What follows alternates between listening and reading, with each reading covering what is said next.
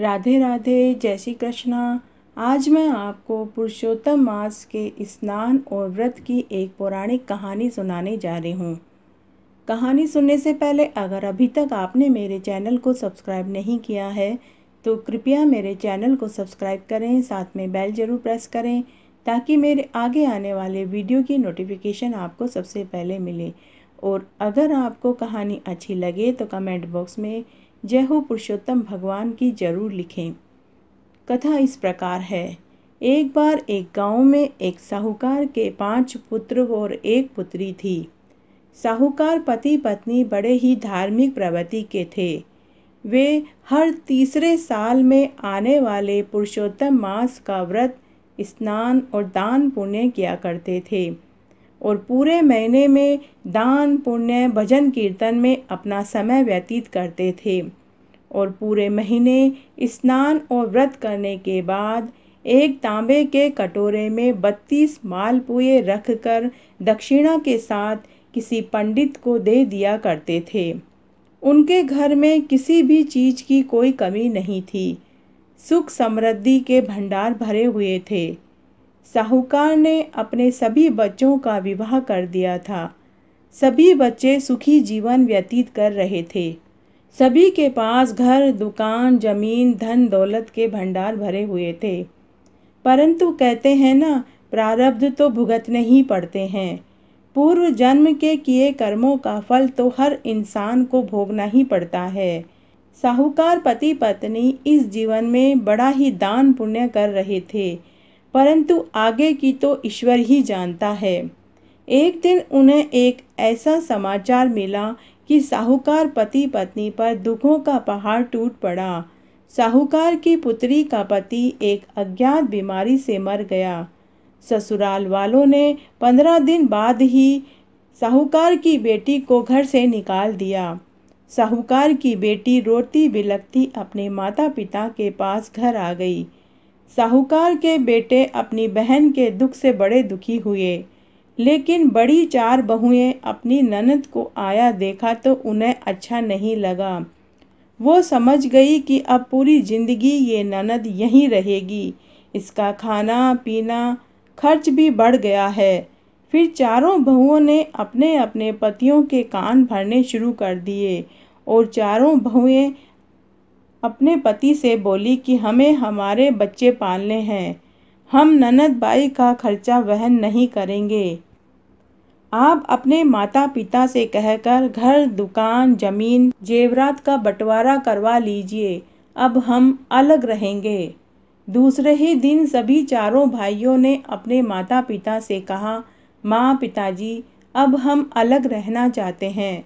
आप घर, दुकान व जमीन व जेवरात का बंटवारा कर दीजिए। साहूकार पति पत्नी पहले ही बहुत दुखी थे। उन्हें अपने पुत्रों के व्यवहार से वो और भी टूट गए। तब एक दिन बंटवारा कर दिया गया। सभी चारों पुत्र अपने अपने बीबी बच्चों को लेकर अलग रहने लगे।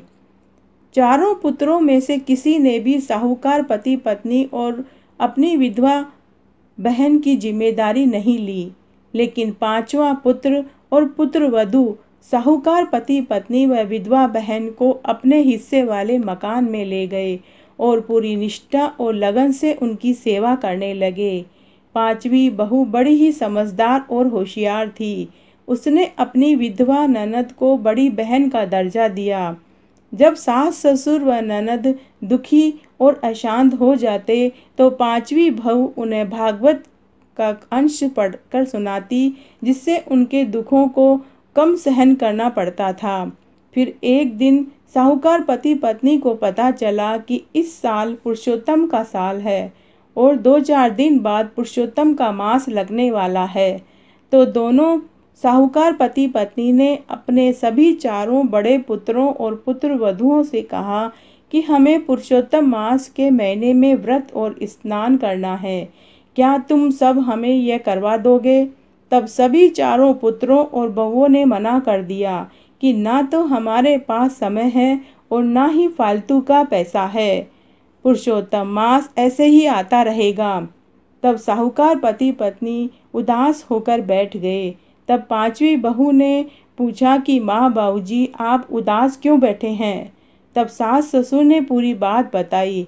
तब छोटी बहू बोली, माँ बाबूजी आप चिंता न करें, मैं आपको पुरुषोत्तम मास का स्नान व्रत पूरे विधि विधान से करवाऊंगी। तब पुरुषोत्तम मास में छोटी बहू ने अपने सास ससुर व विधवा ननद के साथ व्रत और उपवास का संकल्प लिया।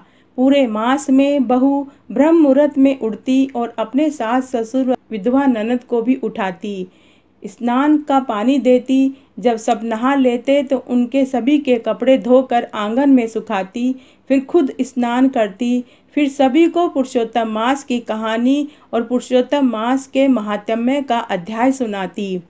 सभी सूरज जी को अर्घ्य देते, तुलसी बिरला में पानी सींचते, दिया बत्ती करते। उसके बाद वो सबको चाय बनाकर पिलाती। फिर दोपहर में भजन कीर्तन, भागवत कथा और पुरुषोत्तम मास के महात्म्य का अध्याय रोज सुनाती। और शाम को वो व्रत खोलते। संध्या के समय तुलसी बिरला में दिया बत्ती करते। इस तरह करते करते समय व्यतीत होने लगा। पुरुषोत्तम मास में उन्होंने खूब दान पुण्य भी किए। विष्णु भगवान के मंदिर में 32 मालपुए एक कांसे के बर्तन में दक्षिणा के साथ रखकर बहू ने अपने सास ससुर और ननद का हाथ लगवाया और मंदिर में रखने गई। फिर एक दिन जब पुरुषोत्तम मास का आखिरी दिन था, बहू ने सास ससुर व ननद के कपड़े आंगन में सुखाने गई तो वहां तुलसी क्यारे में हीरे मोती जगमग कर रहे थे। बहू ने अपनी सास ससुर, पति व ननद को दिखाया।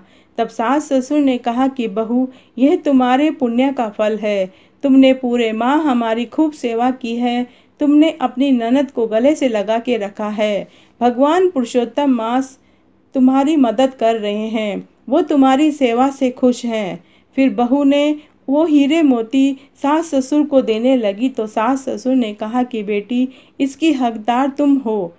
तब बहू ने पुरुषोत्तम मास के व्रत का उद्यापन किया, 11 पंडितों को खाना खिलाया और खूब दान पुण्य अपने सास ससुर के हाथ से दिलवाए।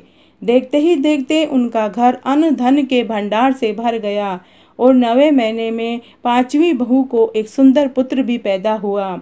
उधर चारों बेटा बहुओं ने पुरुषोत्तम मास का अनादर किया तो उनको कई आर्थिक परेशानियां झेलनी पड़ी। घर में अन्न धन की कमी हो गई, खाने के भी लाले पड़ गए। जब उन्हें पता चला कि 5वां भाई का घर धन दौलत से भर गया है और वह खूब उन्नति तरक्की कर रहा है, तो वो उनके घर आई और कारण पूछा।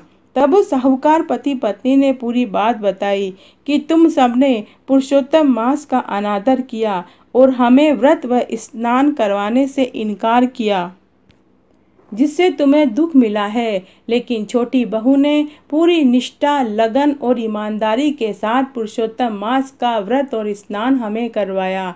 पूरे माह हमारी खूब सेवा की और हमारा हाथ लगवाकर खूब दान पुण्य भी हमसे करवाया। इसके ऊपर पुरुषोत्तम भगवान खुश हुए हैं और अन्न धन और पुत्र भगवान ने दिया है। तो हे पुरुषोत्तम भगवान, जैसे आप 5वीं बहू के ऊपर प्रसन्न हुए वैसे सबके ऊपर होना। कहने वाले को, सुनने वाले को और हुक्कारा भरने वाले को। घटती हो तो पूरी हो तो परवान चढ़े, भूले बिसरे नाम तेरे भंडार में भरे। तो आज मैंने आपको पुरुषोत्तम मास के कहानी सुनाई। अगर आपको ये पसंद आती है तो अपने दोस्तों और रिश्तेदार